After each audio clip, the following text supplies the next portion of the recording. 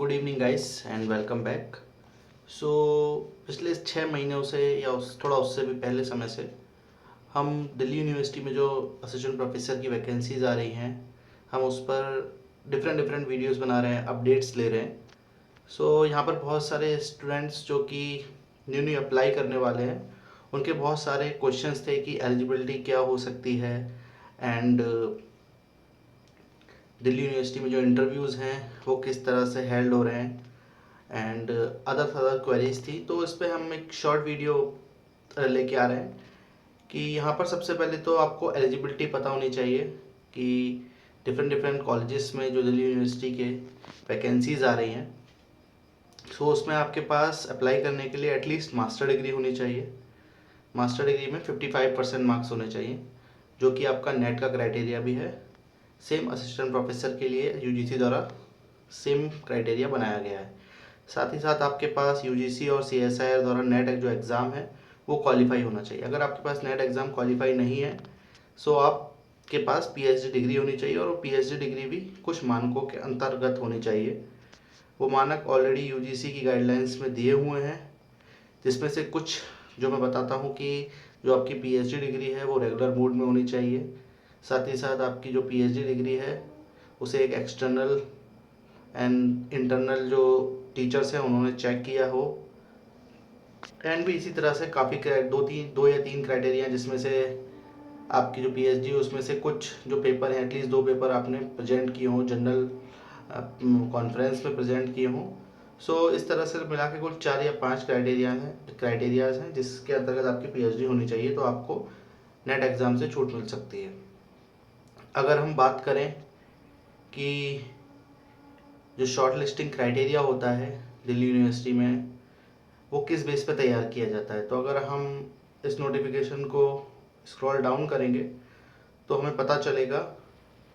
हाँ, एक चीज़ और बताना चाहूँगा इस क्राइटेरिया से जाने से पहले कि जनरल और ओबीसी के लिए 55% मार्क्स हैं, एंड ओबीसी के अलावा जैसे एससी और एसटी है उसके लिए 5% मार्क्स की छूट दी गई है कि आपको 5% मार्क्स जो है एमएससी में 50% मार्क्स की ज़रूरत होती है। सो अगर हम क्राइटेरिया की बात करें, सो यहाँ पर जो ग्रेजुएशन में है वो मार्क्स दिए जाते हैं कि अगर आपके 80% या उससे ऊपर मार्क्स है तो आपको 21 मार्क्स दिए जाएंगे, एंड अगर आपके 60 और 80% के बीच मार्क्स है तो आपको 19 मार्क्स, एंड अगर आपके 55% और 60% के बीच में है तो 16 मार्क्स दिए जाएंगे।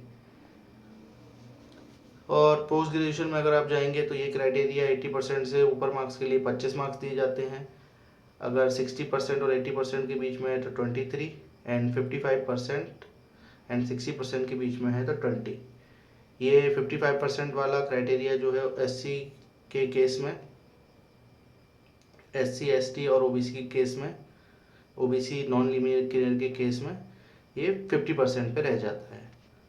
इसी तरह से अगर आपने एमफिल कर रखी है तो आपको 7 मार्क्स मिलेंगे, 60% से ऊपर है अगर आपके एमफिल में, और 55% और 60 के बीच में तो 5 मार्क्स मिलेंगे। पीएचडी के 25 मार्क्स हैं, बट एमफिल और पीएचडी मिला के टोटल 25 मार्क्स ही मिलेंगे। नेट जेआरएफ के साथ है तो 10 मार्क्स, नेट है तो 8 मार्क्स, एंड इसी तरह से अगर आपके पास पेपर्स हैं तो टोटल 3 पेपर्स काउंट किए जाएंगे और उसमें से मैक्सिमम 6 मार्क्स मिलेंगे।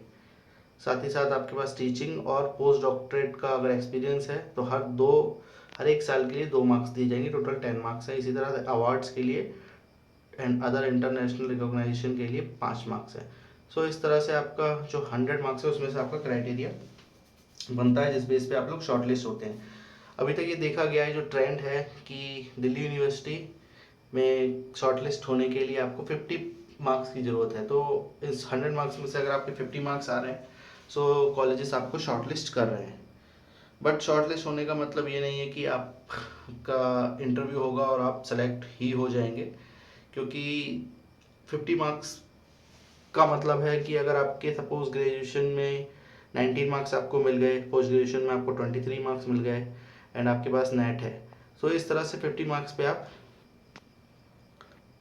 शॉर्टलिस्ट हो जाएंगे। लेकिन प्रॉब्लम आएगी इंटरव्यू में, क्योंकि ये जब 50 मार्क्स का क्राइटेरिया बन रहा है तो लार्ज नंबर ऑफ कैंडिडेट को ये लोग शॉर्टलिस्ट कर रहे हैं। सो एक दिन में 150 एंड मोर देन स्टूडेंट्स को कॉल किया जा रहा है। सो जो इंटरव्यू का ड्यूरेशन है वो केवल 5 से 7 मिनट दिया जा रहा है। सो मोस्टली जो जजमेंट हो रहा है वो 5 से 7 मिनट के बेस पे हो रहा है। सो लोग समझ सकते हैं कि इंटरव्यू का स्टैंडर्ड जो है वो किस बेस का है। सो फिर भी क्योंकि ये जो जानकारी देना ज़रूरी था, बहुत से लोगों के क्वेश्चंस आ रहे थे।